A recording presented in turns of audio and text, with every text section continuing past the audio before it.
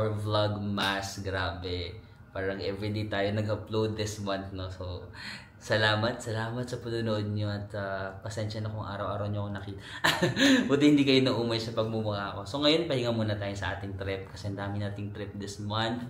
So it's time for us to chill na kasi malapit na matapos yung taon. And gusto ko lang makipagkwentuhan sa inyo. I want to connect to you on a deeper level. Wow, on a personal level rather, no? So, nagtanong ako ng questions sa aking Instagram account. Tapos, try ko sagutin ang inyong mga questions na makapakarami. Ayan. Ayun sa yun. Click pala yun. Ini-screenshot ko na lang para hindi na ako paganong-ganong sa Instagram. So, let's start. Okay, first question. Siguro ilalagay ko yung mga questions nyo dito para makita nyo yung, tanong ko yan. Di ba? Tapos makikita yung inyong mga username sa Instagram. Follow me guys pala sa aking social media accounts dito. Ayan. Para makakapag-participate kayo kapag may mga ganito akong ganap na mga ask me anything, ganyan. Eme, ganyan.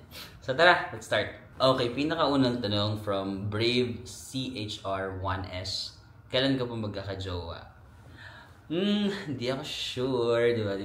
Sa totoo lang, lagi niyo ako nakikita kapag nagvo-vlog ako na parang nagjo-joke ako na, Lord, kung busy ka, ito yung recommendation ko, ganyan. Lord, ever busy kayo po, ako na mag-suggest. Ayan. Asa may jowa. Diba? Pero in reality, I'm not really sure kung gusto ko na magka-jowa. Kasi ang dami ko pang gustong gawin sa life ko. As a Capricorn, sinabi ko na to before, diba? As a Capricorn, sobrang goal-oriented talaga ako. Like, especially ngayon, nag-vlog ako, nagta-travel ako. Sobrang nakafocus lang ako dun. Gusto ko lang mag-travel, mag-gumawa ng travel vlogs. And kapag may jowa ako, nadidistract kasi ako kapag may jowa ako. Unless siguro kung yung darating na tao is hindi siya distraction, kumbaga mag-a-add siya ng value. Pero in the past kasi puro mga So, hindi muna. Actually, pag nagdadasal nga ako kay Lord ng hindi, siguro sa isang taon, mga 3 days ko lang gusto magkaroon ng jowa. Tapos yung mga 362 days, ayoko ng jowa. Seasonal lang siya, seasonal. Kapag may season na parang feeling ko gusto ko ng jowa, minsan nagpipray ako kay Lord na, Lord, baka naman pwede na. Pero, lagi ako may pero. Pero kung yung darating na tao, makakapag-distract lang sa akin, sa mga goals ko, wag na lang muna. Oo, ibigay mo na lang muna sa... Ganun ako nagpipray guys, sa totoo lang. Like, minsan kasi madalas talaga ayokong magka-jowa pa. Pero may mga season talaga na parang gusto ko lang jowa. Pero ang prayers ko laging may but. Gusto ko sana, Lord, but if yung darating makaka-distract sa akin, okay lang kahit wag na lang muna. Hindi pa ko okay lang din. Lord, I trust your plans. Ganun. Next. Wait lang. Nasaan ako? Yung iba hindi mga questions. Babasahin ko pa ba yung hindi mga questions? Wait lang. Okay guys, next question from Paul Alejandro North. Ilalagay ko na nga lang dito guys na pahirapan akong basahin yung mga names. Sabi niya, pinaka-cute na na-meet mo during your travel na na-feature sa vlog. Oh my God, pinaka-cute. Parang lahat naman sila. Lahat naman sila cute. No? Pero pinaka. Iba-iba kasi yung itsura nila. No? Parang hindi siya to parang apples to apples na. Okay, lahat sila ganitong nationality. So, sino pinakagwapo sa lahat? Iba-iba. Merong mga moreno, merong mga chinito. Moreno na chinito. Diba? Pero yung tanong mo, pinaka-cute. My gosh. Siguro yung pinaka-cute na na-meet ko this year, no? Baka si Chan, yung Korean. Kasi tanong mo cute, no? Kasi parang siya yung cute, siya yung parang glass skin face. Oh, parang feeling ko, di ba si Chan? Siya yung pinaka-cute, I think. Pero lahat sila cute. Okay. And then, next. Paano kayo nagkakilala ni Erwin? Okay, si Erwin is, parang matagal ko ng Instagram friend si Erwin. Pero nung nag-Japan ako, nung last summer, August, na nag-Tokyo ako. Tapos nandun din si Erwin sa Tokyo. Nagbabakasyon din siya kasi parang holiday sa Japan. Tapos ako nandun din ako. So ayun, nag-meet kami. And then okay naman yung vibe ni Erwin. Like nagja-jive yung personality namin. So yun, naging mag-friends kami after that. And then, nung bumalik ako, nung itong Osaka na, nag-Osaka ulit ako. Tapos taga-Kobe kasi si Erwin, malapit sa Osaka.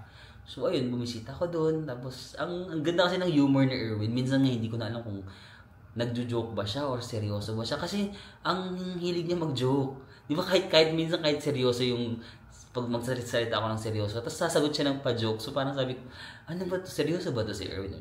Hindi ko na alam kung seryoso ka ba sa akin o niloloko mo lang. Hindi joke. Parang ganun. Parang ang ganda ng humor ni Erwin, di ba? Erwin's humor is humoring. So, I'm glad naman to meet Erwin. And hopefully, magkita ulit kami next year. Next question. From JLC Bason. Anong comment mo sa mahilig mag-compare sa inyo ni JM? Oh, I assume JM Banquisio, no? Yeah, aware naman ako. Aware ako na may mga tao na nagko-compare sa amin. Kasi nababasa ko sa comments or yung iba mini-message ako. But, ano bang comment ko dun? Kasi ako, hindi ko kasi kino-compare yung self ko kay JM talaga. Kasi unang-una, parang feeling ko hindi kayo magka-level. Like, andito si JM, andito lang ako, di ba? Nasa rurok siya, dito lang ako. Sinabi ko nga to kay JM dati na parang feeling ko sa travel vlogging sa Philippines, sa YouTube, si JM yung number 1, di ba? Sinabi ko yun sa kanya, sabi ko feeling ko talaga ikaw yung number 1. And then, sinabi ko rin sa kanya na yung traveling style niya na parang very detailed, na-adapt ko yun from him. Kasi napanood ko siya dati nung pandemic, yung parang kakabukas pa lang ng mga borders, di ba? Nauuna yan si JM mag-travel. As in, napapanood ko siya dati, wala pa siya masyadong followers. Sobrang detailed niya mag-vlog. Sobrang, as in talaga parang feeling ko, sabi ko, parang kasama niya ako. Alam mo, parang kasama kanyang nagta-travel. And na-adapt ko yun sa kanya. And hindi ko naman inaano yung ako lahat, na parang kung ano yung style ko ngayon na parang akin to, ako to. Kasi very honest ako na na-adapt ko yun from him. And grateful ako kasi kung hindi ko yun na-adapt, baka same pa rin yung style ko. Dati kasi kapag nag-vlog ako, isang country, minsan isang vlog lang or dalawa, ganun. So parang wala ako masyadong connection sa audience kasi parang mabilisan lang. Mas marami akong clips na hindi nagagamit kasi puro yung mga highlights lang yung pinapakita ko. Pero dahil dun sa traveling style tsaka vlogging style ni JM, kaya na-adapt ko. Kaya when people are comparing us, parang hindi naman kailangan kasi ayun nga, I don't think na same kami ng level ni JM. And may mga natutunan din ako sa kanya. So ayun. And then for me kasi, pero again, hindi ko naman masisisi yung mga tao kasi nga again, pinili ko na maging public, no? Pinili ko na i-publicize yung mag-travel content. So ang dami talagang tao na magko-comment na lahat ng gagawin mo usually mapapansin nila. And the more na nag-grow yung channel mo, mas maraming critics, no? Mas maraming tao. So kailangan lang talaga matatag. Prayers. Kailangan talaga matatag ka. And I think naman na we're nice. We're hindi kami like super friends ni JM like to the bestie level. Hindi kami ganun. But nag-meet na kami ng ilang beses, like nag-Japan kami together with the other content creators, and then in-invite niya ako sa blessing ng bahay niya, and then yung mga colloque events, maraming beses na kami nagkita. And he's nice naman sa akin. So ayun lang. Kasi I think yung issue yun dahil sa I quit my job, yung parang ganun yung nag-upload ng I quit my job, tapos JM also uploaded the same type of content, so people are like comparing it. But I don't know, kasi kami as content creators, like ako ini-schedule ko kasi yung mga vlogs. So for example, yung I quit my job na na-upload last week ng November, pero na-shoot ko siya mga second week ng November, so 2 weeks before. So probably JM also did that, no, na parang nag-shoot na siya before, and then nag-same lang kami ng pag-schedule, ganun. So it's, di ba, anything can happen like in the content creation world. Baka nagkasabay lang talaga yung timing and all that. And ayun, I think we're good naman. And sabi ko nga, imbis na mag-compare ng tao, mas nagfo-focus ako dun sa dapat gagalingan ko yung vlog ko, dapat parang mas mapapatuwa ko yung audience ko. Instead of me comparing myself to other people, mas nakafocus ako dun sa how can I make my viewers happy or how can I add value to my audience, gano'n. Okay, so that's it. Next one. Nakaka-relax pa ba mag-vlog vacation tapos record, edit, and all? Yes. Not all the time. Not all the time na nakaka-relax siya. Pero nasabi ko to sa Japan vlog ko na ako kasi I always make time talaga na meron akong me time. Like after the vlog and all, lalabas pa rin ako. And I will like explore the place without the camera. Kasi ako, I'm lucky kasi yung branding ko, hindi ko naman kailangan na mag-research ng sobrang dami and para ako maging Kuya Kim na this is the history of this. It's just too much effort for me. Parang ako, ang gusto kong vibe na i-ano sa viewers ko is parang kasama ko lang kayo na parang we-explore tayo together. Guys, nandito tayo, tas magkakamali ako, hindi ako natatakot na magkamali kasi alam ko matututo kayo sa mga pagkakamali ko. So parang I'm just showing my real experience. So it's still fun and relaxing for me at the same time. But of course, not every time. Kasi may mga times, again, kasi ako talaga, introvert. Di lang halata sa camera kasi bida-bida ako. May mga times na I just wanna be quiet, na parang gusto ko lang maglakad-lakad ng quiet and mag-relax. But hindi ko siya magagawa kasi syempre I have to lagi kong iniisip may kasama ako, andyan kayo na parang, okay, kailangan ko na kayong i-update, nandito na tayo, ganyan. So, it's still relaxing, di ba? But I still make time talaga to have my me time after, na parang doon talaga, wala akong camera on, na parang, I'm free! Okay, next, from Fritzy5. Kailan kayo mag-travel ni J? Ay, ang daming question with JM. Di ba may promise siya? Promise? Promise ni JM. Ano ba promise niya? Siguro, actually, marami kaming trip ni JM na nakaplano. Hindi lang kami ni JM. Sige na nga, i-ano ko na lang. Total, tapos na naman. Sasabihin ko sa inyo. Marami talaga kami mga naging plans nila JM, ni JM Bonficio, Ivan De Guzman, tapos si Dave Guinyo. Dapat magko-Korea kami noong December, nitong December. But nagkaroon kasi like ng conflict sa mga schedules. Like ang hirap kasi pag lahat kayo content creators kasi ang dami niyong schedule, di ba? Iba-iba yung mga pupuntahan. So hindi natuloy. Kaya yung Japan trip ko na time na yun, dapat talaga magko-Korea kami noon. Pero hindi natuloy. But on the positive note, on the silver lining side, buti na lang hindi natuloy kasi nagkaroon ako ng work, di ba, yung Universal Studios Japan. So, saktong-sakto dun sa time na yun. Ayun, yun, nagkaroon tayo ng work sa USJ. Pero marami kaming plans na hindi lang natuloy. Meron pa kami nung Bali. I'm not sure kung matutuloy pa yung Bali. Medyo, ang dami kasi namin, ang busy kasi ng lahat. But, I'm not sure kung matutuloy yung Bali. Update ko kayo. And then, ano ba yung mga planado namin nila? Parang nagplano pa kami ng Sapporo. But, I'm not sure kung matutuloy. Baka matuloy pa rin sila. But ako, hindi na ako makakasama kasi, nabanggit na. Bida-bida ako, tapos hindi pa pala nila binabanggit, no? Nabanggit na ba nila? Okay na kasi malapit na rin naman ito, no? Di ba, pa New Year niya. Dapat magsasapporo din.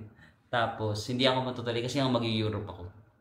So, hindi na ako makakasama. But, I'm not sure kung matutuloy pa rin sila. Hopefully, baka matuloy pa rin sila. Hopefully, in the next year, no, magkaroon tayo ng time na swap. Para makapag-vlog, makapag-travel together. Okay, guys. Next. Si Hazel is. Nag-participate si Hazel pala, no? Happy to have met you this year. Keep creating fun vlogs. Love you. So, si Hazel King, no, guys. The fun fact. Fun fact. Ako talaga, fan ako ni Hazel. Like, before pa. Yung mga nauso kasi si Hazel sa mga living alone diaries, like nagsusolo living siya dito sa Manila, di ba? Living alone diaries, tas yung mga travels nila ni Mami Heidi. Pinapanood ko talaga yung mga ganun ni Hazel, guys, yung mga living alone diaries, tas yung mga tourism board trip nila ni Mami Heidi, ganyan. Kasi ang fun ng banter nila nung asaran ni Hazel tsaka ng mama niya. Super fun. So parang fun talaga ako nito ni Hazel. Kaya nung nagkaroon ng work trip na kasama ko siya, parang tama ba na nandito? Parang tama ba na nandito ako? Kasi parang fan lang ako niya dati. Tapos parang makasama ko siya sa parang Japan work trip. Tapos maging friend ko pa. I hope friend kami. Friend naman kami niya ni Hazel. In-invite niyo ako magpunta sa Korea. Huwag kayong ano.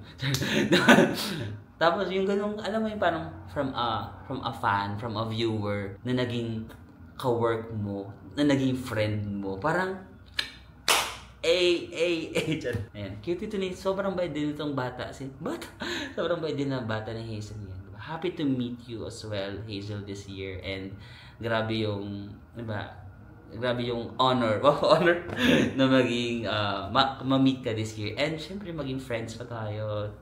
Yeah.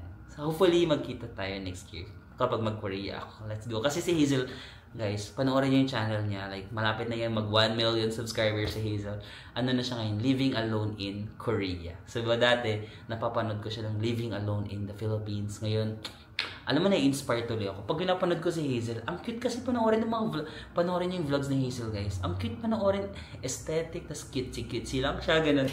Parang na-inspire ako, sabi ko, parang gusto ko rin mag-living alone. Comment down below, guys, kung gusto niyo mag-living alone ako. Parang gusto ko yun, living alone in Africa? Africa. Parang gusto ko mag-live alone in another country. Try ko kaya. Na-inspire ako kay Hazel, no? Anyway, next question from _Esdel. Do you think you made the right decision sa career mo? And what made you think na tama ka? Yes, I think I made the right decision sa career ko kasi I feel happy. I think yun naman yun, na if you feel happy sa decision mo, most probably you've made the right decision. Kasi for example, if gumawa ka ng decision mo pero sa mata ng maraming tao, tama or magandang decision, pero deep within you, parang hindi ka naman talaga masaya sa nagawa mo, then probably it's not the right decision. But sa akin, I feel like I'm happy with the decision that I made, and yeah, for me, that's a right decision, and I thank you. Next, Pedro Santiago. Ready to start a relationship? Ay, taray naman ng tanong ni Pedro. Ready to start a relationship? Para bang, Marvin, ready to start a relationship with me? Am I ready? Siguro if the right person comes, magiging ready. Parang feeling ko matagal na akong ready, ati. 6 years, 7.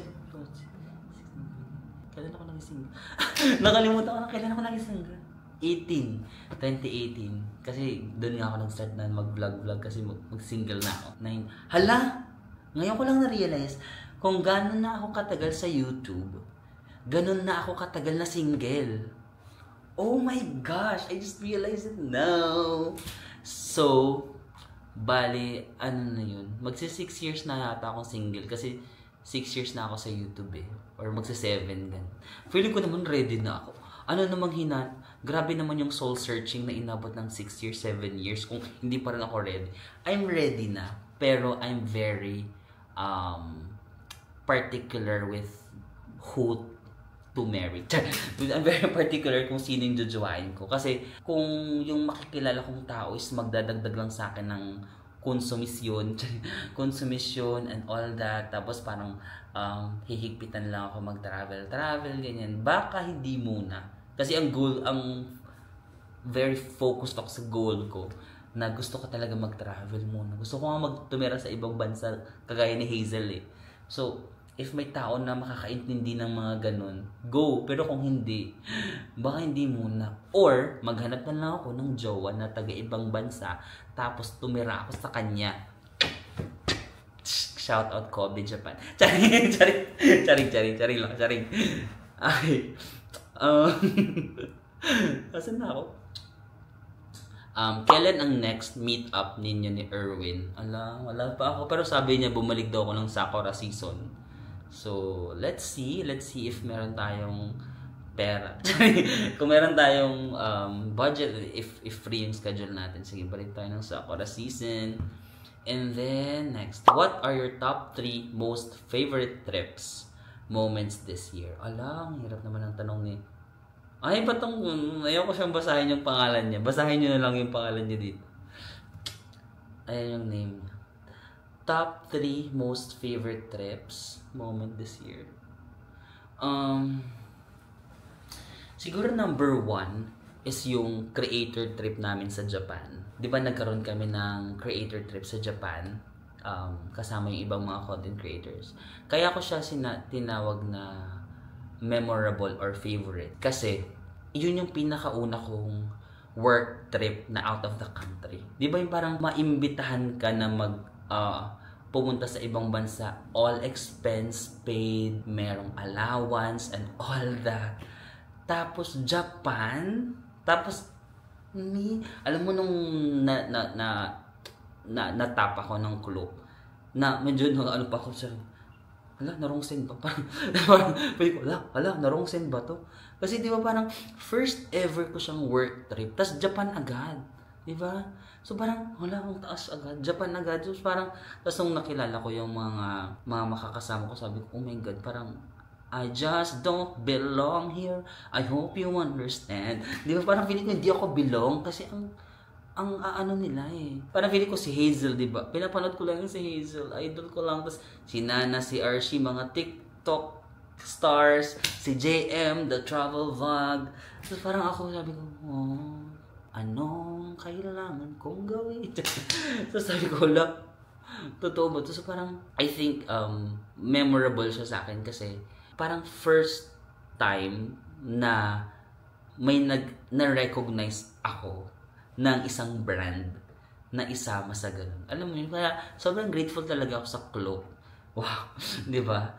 Kasi even hindi pa ako nagvo-vlog, hindi pa ako Klook content creator, hindi pa ako nagko-Klook creator. Like sa lahat ng travels ko, ginagamit ko talaga yung Klook and I really believe sa brand. Naniniwala talaga ako sa brand. Like, nag-ano pa ako dati na, Klook, baka naman, gumagano'n pa ako na parang, alam mo yung parang, kung meron akong gustong brand na makakollaborate sa travel vlogging, Klook talaga. And yung maimbitahan ako nun, parang, my God. Tapos, also sa trip na yun, di ba may nakilala kong content creators, it was also a training ground for me. Kasi ako dito lang ako Hindi naman sa masyado kong dinadown yung sarili ko. Ano lang tayo, real talk lang tayo. Real talk lang tayo. Parang nandito pa lang ako. Tapos silang lahat ng mga kasama ko, nandito na sila. So, dahil nandito pa lang ako, nung mga nakakasama ko sila, na-observe mo kung paano sila gumawa ng content, na-observe mo yung, okay, yung effort na pinput in nila sa craft nila. Tapos sabi ko, oh my gosh, ganun pala yung effort na binibigay nila. Yung parang, minsan, di ba, nasa train na lang kami, tapos, di ba, magbabiyahe na lang kami sa train, dapat pahinga ka na lang, nasa Shinkansen kami. Wala, sila mag-i-edit pa, sila ano pa ng mga files, magsusort pa ng files. Sabi ko, oh my gosh, grabe yung, akala ko okay na yung effort na binibigay ko. Tapos, nung makita mo sila, hindi pala ako masyadong nag-effort. Alam mo yun? So parang may mga natutunan ako. Unaware sila na I was learning from their best behaviors or yung mga best practices nila. And then, na-boost din yung confidence ko dahil sa work trip na yun. Ako kasi hindi ako masyadong believe talaga sa sarili ko, no? Like, minsan talaga may ako mag-doubt na parang hindi naman ako ganun kagaling or parang bagay ba ako dyan or parang hindi ako belong, ganun. Pero on that trip, na-boost lalo yung confidence ko na, kaya ko din palang sumabay if the situation requires me to, ang hirap mag-English, di ba? Tapos, si Nana, yung isa pa namin kasama si Nana, si Lyro, no? Sabi ko sa kanya na nahiya ako kasi parang sige kayo, kasi minsan di ba lagi yung content creator, so lahat gusto gumawa ng content, so sabi ko sige kayo na lang, mauna na lang kayo kahit ako na lang yung last or kahit wag na ako, nahiya ako. Tapos lagi niyang sinasabi niya, uy Marvin, content creator ka din. Masyado kasi akong, masyadong dinadown ko minsan yung sarili ko. Sabi niya na napili ka dito kasi gusto ng mga brands na nandito ka. Kasi it was a partnership kasi ng Klook, AirAsia, tas Hop In, yung tatlong brand na yun. Sabi niya, kailangan mag-yes yung tatlong brand na yun para makasama ka dito. Hindi lang isang brand yung nag-decide para makasama ka dito. Tatlong brands yun na nagsabi na, yes, we want Marvin na sumama dyan. So, it means may something sa'yo, di ba? Kasi sabi niya marami daw iba din na kinonsider din for that na masama dun, na mas mataas yung followers, ganun. Pero hindi siya approve sa ibang kasi nga tatlo sila magde-decide, no? Pero sabi niya, the fact na nakasama ka dito, yung tatlong brand nag-yes sa'yo. So, it means deserve mo na makasama dito. So, parang doon ting! Alam mo yun, may nag-open yung mind ko na, ala, baka nga may something sa akin na hindi ko lang masyadong inaano. Hindi lang masyadong na ilalabas. So, parang that trip, I think, it made me more confident about who I am and what I can offer. Hindi naman ako like super overconfident, pero parang nailabas niya lang yung natutulog na potentials. Sorry. So, parang memorable sa akin yung trip na yun. Another memorable trip sa akin this year is yung Thailand trip ko na nakilala ko si Bimbi and Opa, you know, like the series. Feeling ko ang memorable ng trip na yun kasi ako talaga super guarded ako. Di ba? Ang dami kong, mukha lang akong marupok pero sobrang rupok talaga. Mukha lang akong marupok, guys, kasi yun yung pinaportray ko sa vlog na parang pero super guarded talaga ako. Ang dami kong walls na parang hindi ako mabilis ma-fall at hindi ako magjojowa. Pero during that trip with Bimbi, parang I became vulnerable again. Na-fall talaga ako. Na-fall talaga ako kay Bimbi. Siguro kasi I was also at a low point in my life during that time. So I was so vulnerable. So, ayun, na-fall ako. But, kaya siya memorable sa akin kasi napatunayan ko na, hala, may asim pa pala ako. Ano pa pala ako? Parang, kaya ka pa palang magmahal ulit. Kasi parang feeling ko nga, in the past 6-7 years, yung walls nang meron ako na parang, you cannot distract me. I am just so focused on my goals. Kahit gaano ka kagwapo, hindi ako magpapautos sa'yo. So, parang I'm so, guarded. Pero during that Thailand trip with Bimbi, doon ko na-realize na, I'm still that marupok Marvin in the past. Diba? But anyway, isa yun sa memorable. And one thing, no? Nabi ko kasi yung trip this year, parang lahat naman memorable. What else? The Korea trip was also memorable, no? Kasi solo ko, tas nalibot ko yung Korea, Jeju, Busan, Gyeongju, Seoul. Pero yung Japan trip ko, laging memorable din. Pwedeng both na lang. Japan tsaka Korea trip ko. Kasi, ayun yung parang mga solo trips ko. And pag solo talaga ako, parang feeling ko doon ko na ilalabas yung mga kabaliwan ko. Doon na din nagsimula yung mga monologue ko sa Korea, di ba? So I think that's also one of my memorable trips. Kasi doon ko talaga na ilalabas yung kulit ko kapag solo ako. No? Doon ko na ilabas doon sa Korea, Japan trips. And I just really love those countries, kaya memorable siya. Okay? Next, kailan ka huling natulog sa kwarto mo? Grabe ka naman. Natulog ako kahapon kasi umuwi kami galing sa Cebu nung isang araw. Tapos kahapon nandun naman ako sa bahay. Actually guys, ayun, nagpaturok ako ng, kita ba dyan? Or gusto ko lang mag-flex. Nagpaturok ako ng, medyo masakit pa nga yung right arm ko kasi nagpaturok ako ng anti-pneumonia. Kasi di ba malamig na bansa. Tapos minsan kasi bilis ko magkaroon ng ubo, magkaroon ng sipon, ganyan. So kanina, sinamahan pa ako ng mama ko yung nagpaturok ko kanina ng anti-flu. So umuwi naman ako sa bahay. Grabe naman kayo sa akin. Posible po ba na magkaroon ng meet and greet here in Manila? Wee! Meet and greet? Totoo ba? Parang minsan may nagtatanong sa akin na, Marvin, kailan ka magaganyan meet and greet? Parang hindi naman ako, parang hindi naman ako, parang big star, na alam mo yun, magpa-meet and greet, di ba? So parang, I'm kind of hesitant na mag-meet and greet kasi parang feeling ko hindi naman ako like mga Ivana Alawi, or mga Kong TV, mga ganon, na parang pa-meet and greet. Parang, hindi ko, try natin. Pero, kalabitin nyo na lang ako. Actually, kalabitin nyo na lang ako pag nakita nyo ako dyan sa kalsada, like, Marvin, ganon. And then we can just meet and greet each other, and, yo, what's up? Ay, ganon. Ayan. Kaysa magpa-meet and greet, medyo na, awkward ako sa meet and greet. Pero pag-isipan natin, pero, ako. How did your vlogging journey started? Nakwento na to like many times, but yun, nag-start lang talaga ako nung nag-travel kami to Hong Kong with my friends. Tapos dun lang, nagsimula lang siya as a kulitan lang. Alam mo yung parang, wala lang, puro lang patawa, parang ang cringe lang ganun. Hanggang sa, ayun, na-develop na lang siya over time. From Peter, like ever. What's something valuable you've learned this year and would like to share with your followers? Oh my gosh, ang hirap ng tanong.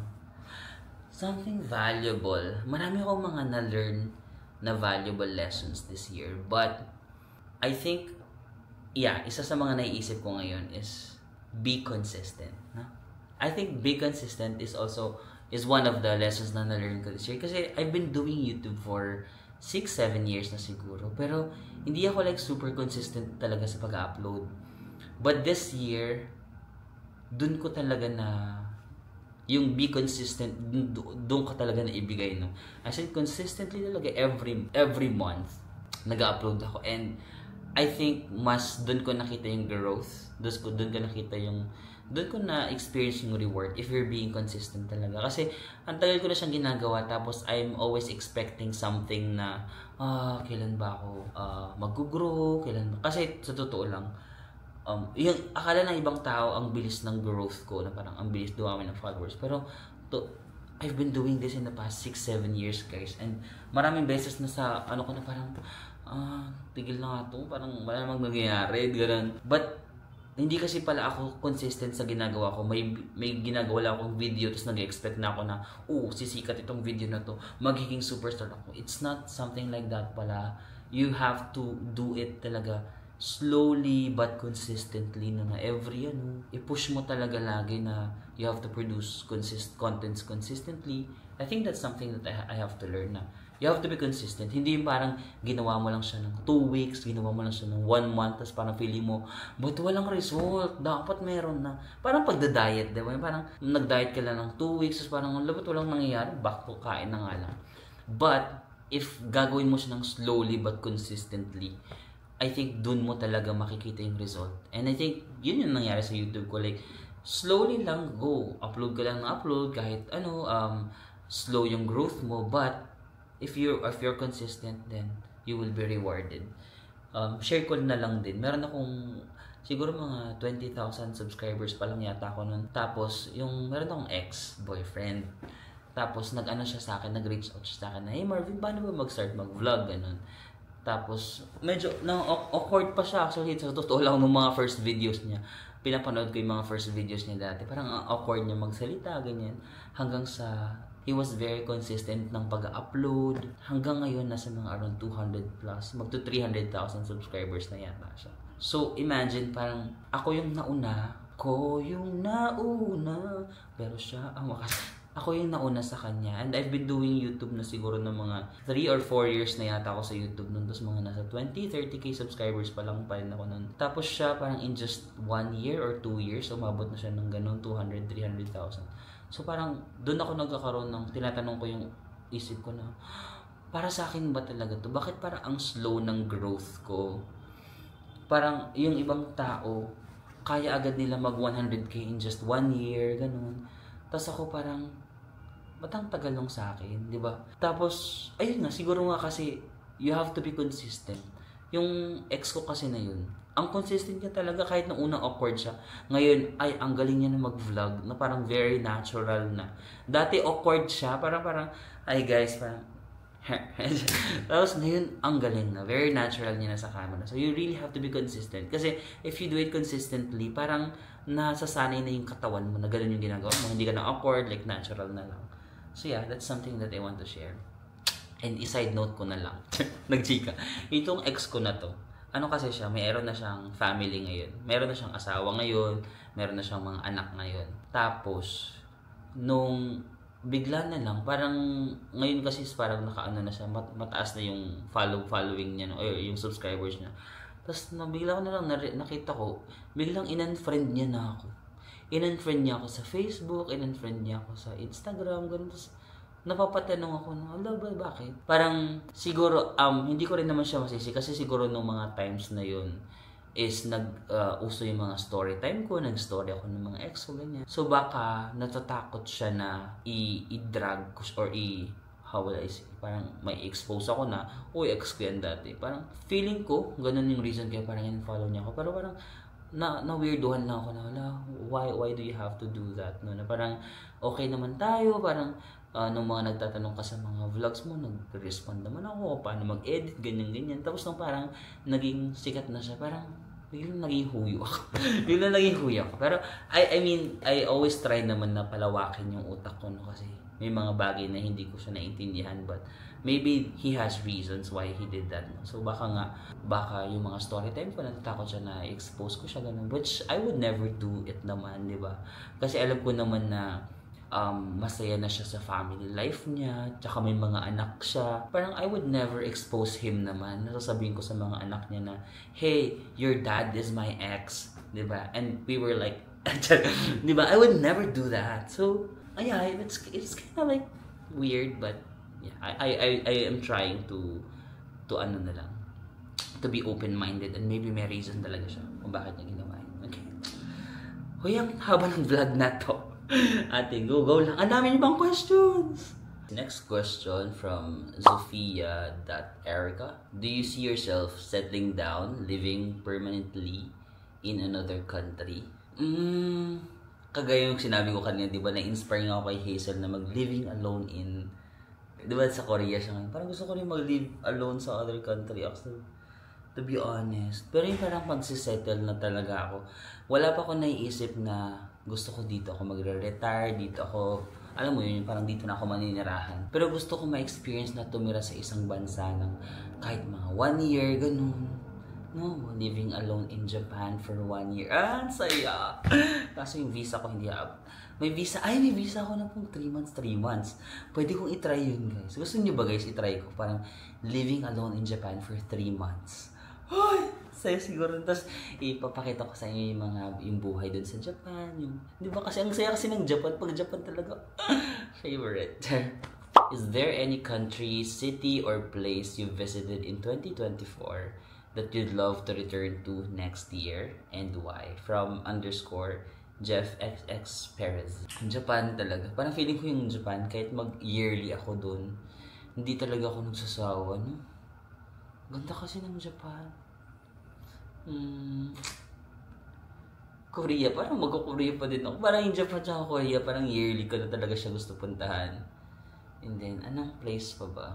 Thailand, kasi meron akong meron akong AirAsia Super Pass, no? So, parang kailangan ko sulitin. But, siguro iba naman, wag na tayo mag-Bangkok, kasi lagi akong Bangkok eh.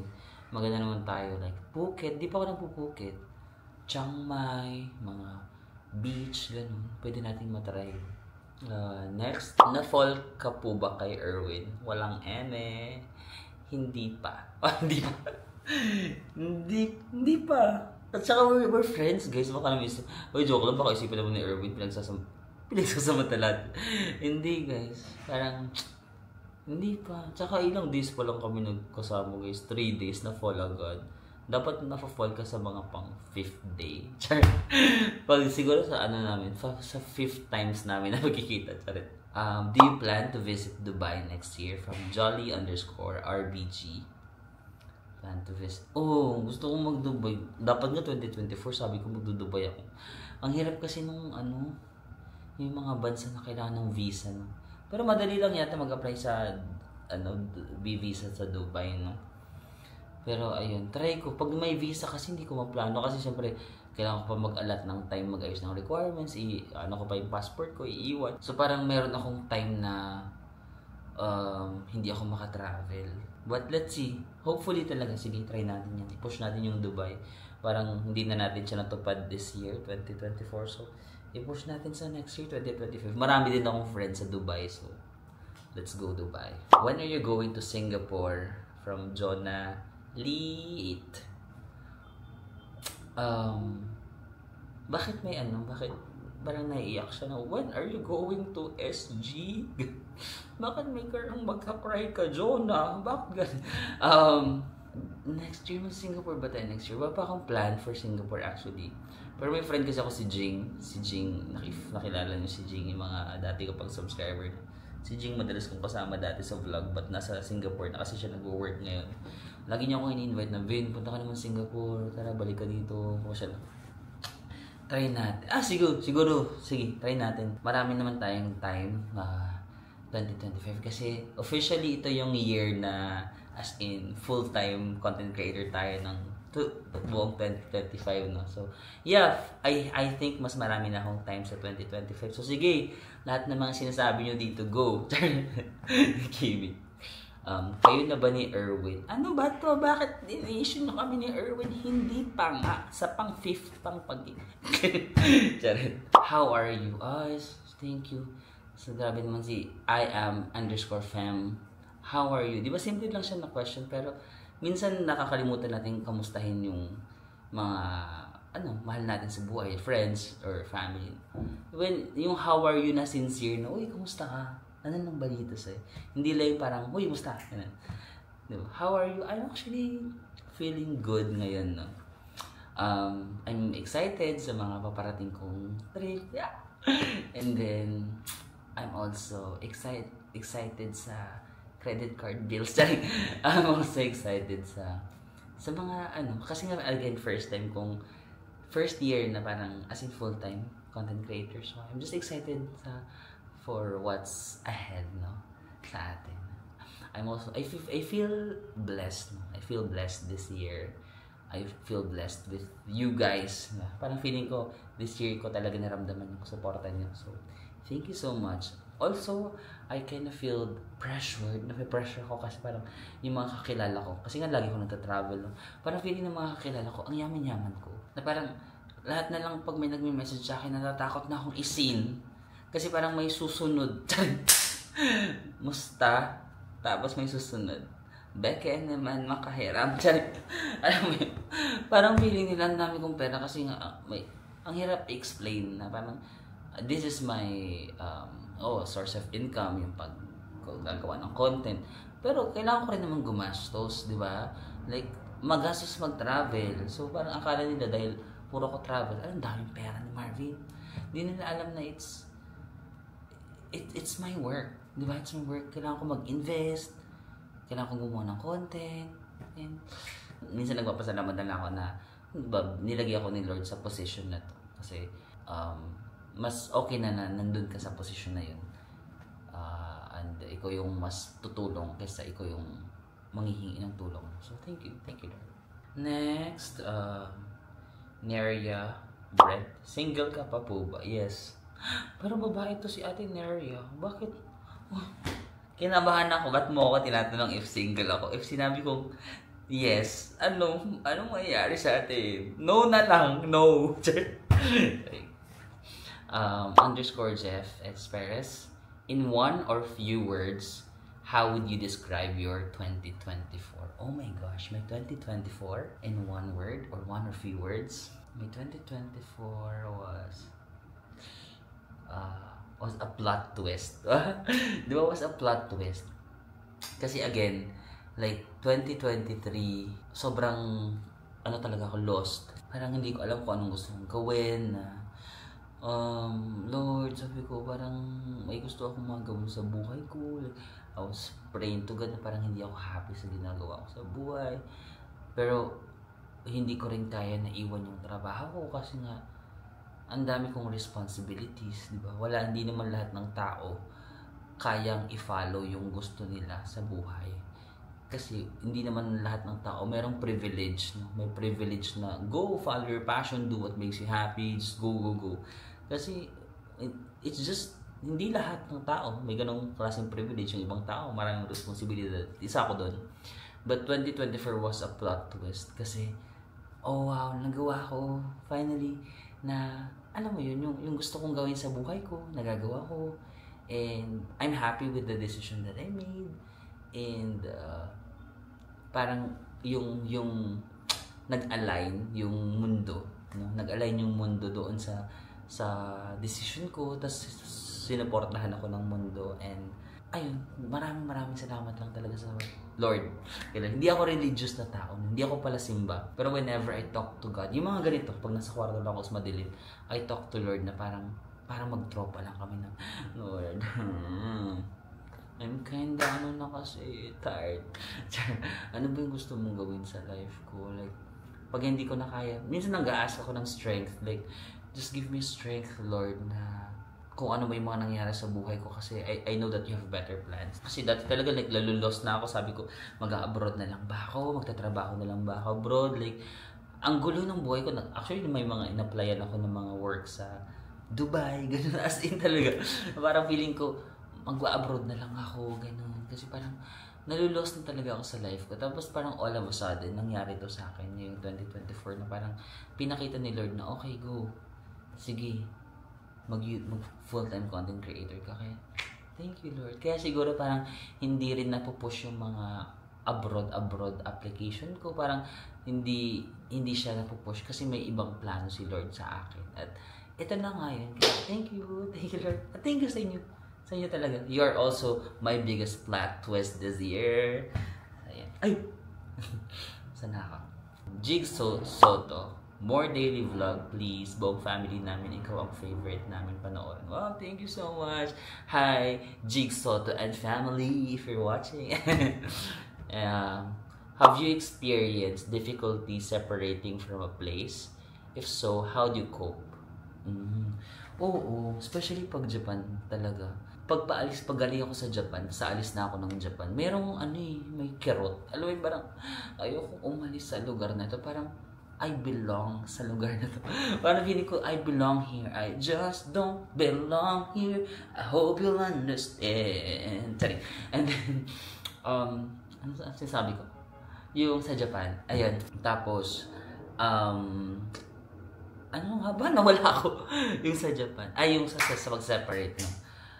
Especially yung mga first Japan trips ko. Yung first, hindi masyado kasi may sakit ako na. Yung second Japan trip ko, third Japan, fourth Japan trip.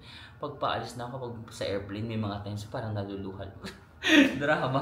Minsan naiyak-iyak pa ako kasi parang ayoko pang umalis sa Japan. Pero itong mga nakaraan, itong mga last Japan trips ko na, mayroon pa rin kirot. Minsan nga parang a night before. Yung parang mayroon ka pang one day sa Japan, pero yung a night before, naisip ko na, alis na ako ng Japan, ayoko pang umalis. Di ba? Yung mga ganun akong moment na parang, nalulungkot na. Maglalakad-lakad na ako, tapos parang naluluhalaw na ako, ayoko pang umalis. Ganun. Pero ngayon, parang, like ko na rin sinasabi sa utak ko na, okay, nalulungkot ako, pero alam ko naman na babalik ako sa Japan. So, dinadivert ko na rin utak ko na, babalik tayo dito. Okay lang yan, self. Huwag ka masyadong maging emotional. Babalik tayo dito soon. Ganun na lang.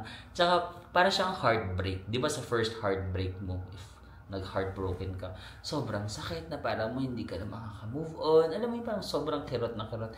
Yung second heartbreak mo, makirot pero medyo hindi na kasing kirot ng una, pero makirot pa rin. Pero habang lagi mo siyang nai-experience na gano'n, natututo ka na na parang, okay, sige, may hurt ka ngayon, pero alam mo naman na babalik ka. Gano'n. So parang, yeah, it's based sa sa experience mo, natututo ka. So that's how I cope.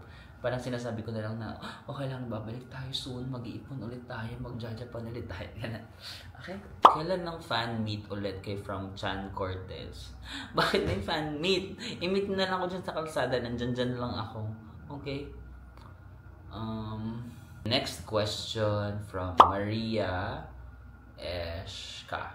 Pet peeve when traveling. Pet peeve ko when traveling.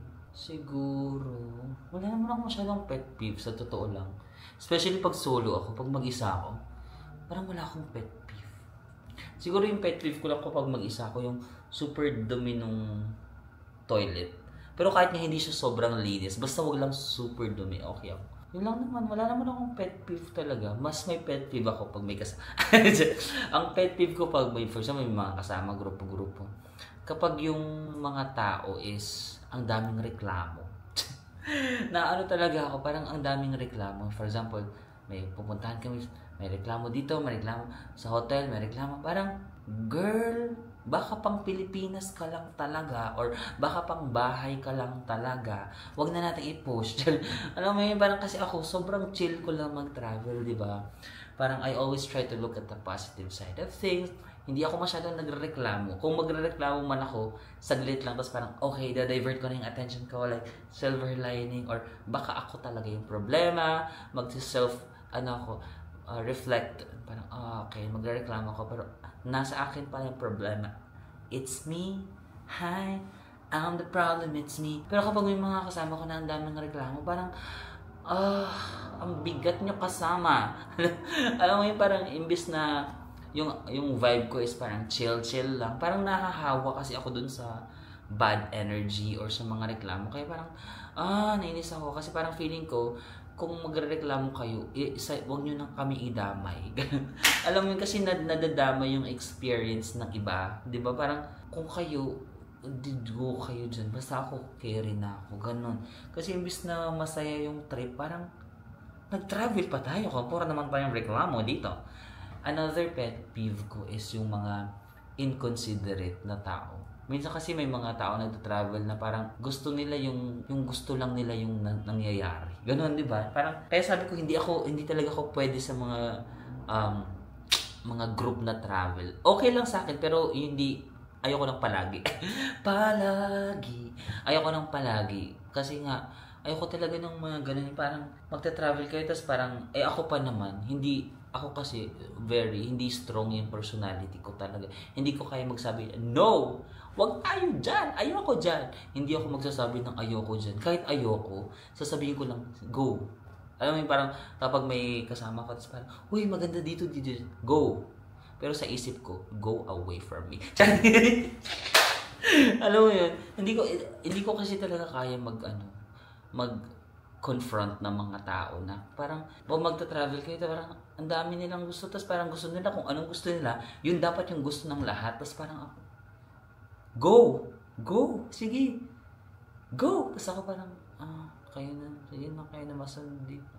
Can you just go away and can you just solo travel? Pero feeling ko yun lang na may mga pet peeve ko. Basta ayoko lang talaga ng mga maaarte, yung mga madaming drama, madaming negative energies kapag nagta-travel. Kasi nga, kaya nga tayo nag-travel para maging happy, ma-appreciate natin. Yung ang dami mong reklamo, diba? Kaya yung utak mo pang, bahay, okay? Pag nakaka-encounter ka ng situation that is not familiar to you, nag-aano ka na, hindi to pwede sa akin, diba? So, wag niyo nang i-push. Magigil ako sa inyo. Ano na tayo? Have you ever had a rift with other co-creators? Anong rift? Alam mo, pinahirapan. Sino yun? Maria. Si Maria Eshka pa din. Pinahirapan mo pa ako. Ano ba yung rift? I-google ko muna. A gap or space made by cleaving or splitting. Ano yung cleaving? Ano ko na naman yan? I-search ko na naman yung cleaving feature. Basta parang nagkaroon ng gap, no? Gap. Wala akong content creator na parang close kami ngayon tapos biglang nagkaroon ng gap na okay, hindi na tayo okay. Wala naman. Pero ako kasi nga, marami talaga akong walls. Sabi ko nga hindi ako, di ba, tagal ko nang walang jowa kasi dami kong walls. Lagi akong, bawal kang pumasok sa buhay ko. So, marami akong mga content creators na meet, like, hi, yun, pero wala ako masasabi na super close talaga kasi nga marami akong walls. And it's a me problem, no? Hindi ko man sinisisi sila. It's a me problem. So, wala kaming gap kasi in the first place, hindi naman kami naging super dikit. Walang gap. Parang, lang siya, maintained distance. Like, we're not too close, but we don't have a gap. We're just, parang, friends, hi, ganyan. Okay? Let's go! Parang tagal na ng vlog. Not a question, but I wanted you to know nakaka-proud ka. Witty, smart, pogi, kind, yet still grounded. JRMH.VLLNT. Give me your Gcash number. Thank you guys. Ano nationality ang na-meet mo in one of your travels na pinaka-crush mo at bakit? Alam? Wala? Biglang naging pabebe. Wala? Siguro, alam niyo na naman yun, mahilig talaga ako sa mga, feeling ko, mostly ng mga, mas nakukitan ako ng mga na-meet ko, mga Koreans talaga, no? Ang cute kasi ng mga Koreans, guys. Koreans, Japanese, Taiwanese, taga Hong Kong. Char. Ay. Tapos, okay na ba yun? Ang dami ko ng questions, guys. Hindi ko na masasagot yung iba. Baka magtampo kayo. Advice sa mga gusto mag-transition from corpo to content creation. Test the waters first. Don't jump right away na parang, I'm pagod na sa magtatrabaho. Go! Tara, magiging Instagram superstar ako today. Di ba? Test the waters first. Kasi baka mali mo hindi siya para sa'yo. Or baka ma-realize mo later on na hindi pala yun yung gusto mong gawin. Parang na ka lang, na-influence ka lang sa mga nakikita mo online. So, test the waters. Pag gawin mo siyang part-time, if kaya, singit-singit mo. And then, go. If nakitaan mo ng potential, if feeling mo yun talaga yung gusto mo, then go for it. But, I don't recommend na you go straight. You jump right ahead. Test the waters first. Anong height niyo po? I'm just 5'5". So, pag yung ibang nakakita sa akin, parang, ay, akala namin mga nasa 5'10". Actually, guys, it's just the angle. So, top or bottom? I'll answer you privately. Like, just come here and then I'll give you the performance of a life. I adjust naman depending on the situation. But, feeling ko mas magaling ako na top. Like, hindi naman sa answer. Anyway, as a kuripot, what is the most expensive thing that you've purchased? The most expensive thing that I purchased? Siguro yung kotse ko, no? Yung kotse ko, yan yung pinaka-most expensive na thing na binili ko.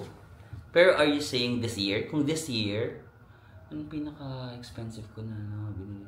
Wait lang. My kotse is not expensive, ha? I mean, it's just yung nasa low end lang or affordable car lang. Pero ang tanong niya kasi is most expensive.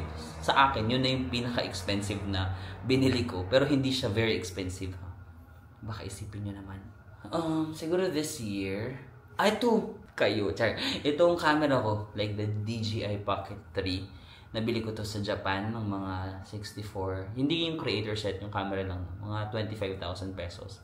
Or 64,000 yen. Kaya thank you, shoutout kay Hazel King. Siya yung nambudol sa amin na bumili nito. Na peer pressure lang ako na bumili ng camera na to. And it turns out to be one of the best decisions that I've made. Kasi ang ganda ng quality ng camera na to, di ba? Parang yung experience ng viewers, parang, ay, ang ganda ng camera mo. So, yeah. Ito, DJI Osmo Pocket 3. 2025 planned trips. Hindi pa talaga ako nakakapag-plan for 2025 kasi nga may Europe tayo ng 1 month sa January. So gusto ko munang matapusin yon, like i-focus ko muna yung energy ko doon, and then after that tsaka na tayo mag-plan. Okay guys, sorry. Any more collab with Anson? I would love to do another collab with Anson, no, but di pa namin napaplano. But Anson kasi is very very random and very spontaneous na tao. So bigla-bigla na lang yun, parang, hey Marv, let's go to where? Thailand, ganun. Basta mga ganun, mabilis na lang yun siya na tao, very spontaneous. So, yeah, let's hope to have another collab with him next year. Okay, marami lang dito mga nagpapa-thank you for all the videos. Thank you din guys sa inyo. Thank you sa pagsusuporta at sa panonood nyo sa mga videos, no? Next, hi Marvin, paano pag niligawan ka ng girl, may pag-asa ba? Ako yung niligawan ng girl?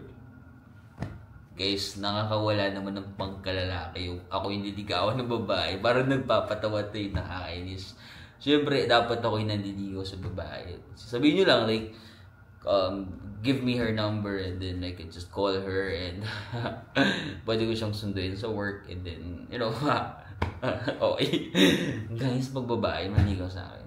I'm not closing my doors, pero pwede bang lalaki muna yung ligaw? How old are you na po? I'm 32 years old. How do you stay positive with your outlook in life? I'm not always positive naman guys. May mga times pa rin na of course naiga ako. But I always try to look at the... Ayun lang talaga. Tinitrain ko lang yung utak ko na if I'm in a bad situation, I always try to look at the brighter side na ano ba yung silver lining sa mga nangyayari. Kung bakit kailangan ito mangyari. For sure, merong something good reason, maybe good reason behind. So yun lang. Ito. I think this will be my last question to answer na, no? Ang dami pa, pero I don't have the time na, guys. Or magpa-part 2 ako dyan. If magkaka-jowa ka, kaya mo bang i-reveal sa YouTube channel mo or you will keep it private? From Mielhan04. Siguro magkaka-jowa ako. Alam mo, sa totoo lang, medyo nagda-doubt, nag-hesitate ako.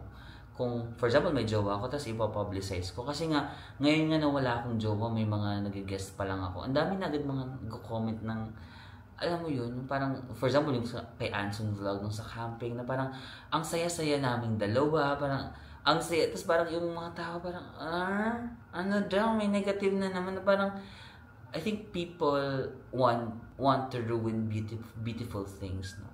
So, I'm not ready if I'm not sure if I'm ready to do that na parang ipapublicize ko. Kasi if you made yourself public, parang dapat open talaga kayo sa criticisms, no? Pero minsan kasi other people are just too much na parang mas alam pa nila kaysa sa amin. But I think I will have to ask my partner if he's comfortable na public kami, and if he is willing to take the consequences of us being public, kasi mas maraming consequences yun kaysa us being private lang. So it really depends on him. Kung okay siya na public, we then go. But if he's not okay, it's totally fine with me. Alright guys, ang dami pang questions, but pwede bang i-end ko na? Parang malagpas 1 hour na tayo. Sige na nga.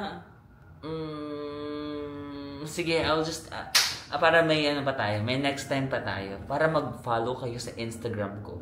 Gawa na lang ulit tayo ng next time, no, na parang Q&A, kasi ang dami pa, at parang more than 1 hour na ito, guys, no.